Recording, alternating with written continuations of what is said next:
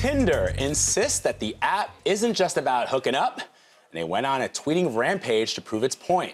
The company was responding to a Vanity Fair article called Tinder and the Dawn of the Dating Apocalypse.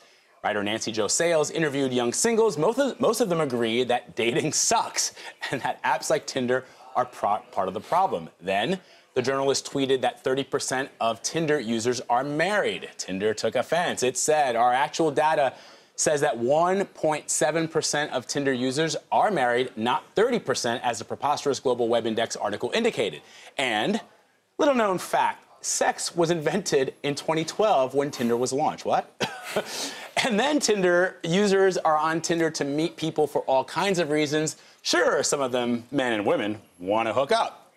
CNET senior editor Jeff Bakalar is here to break this down with me. Jeff, yes, sir. What's up, dude? This is a crazy tirade. This is pretty nuts. It's like a head shop saying, we only sell tobacco products, right? No, we know why.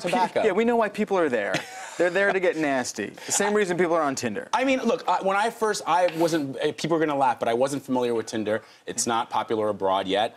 And when I moved back to the States, my friends were like, "Dude, have you seen this app Tinder?" And they're going, oh, "No, maybe, no." I'm like, "What does the no mean?" Means I wouldn't want to have a relationship with them. Sure, relationship, dinner, whatever you want to call it.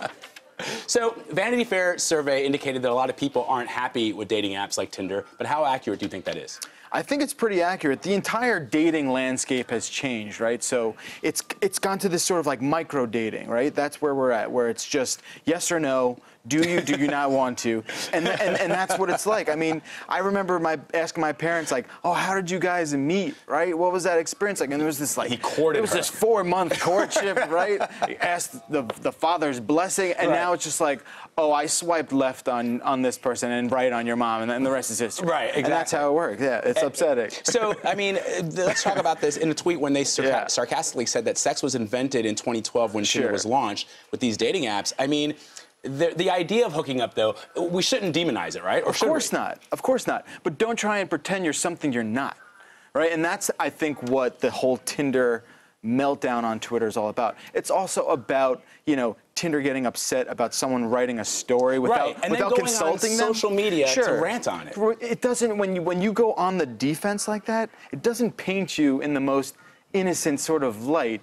You go on the defensive and you say, oh, it would be nice to have talked to the journalist before this story. That's not how it works in the real world.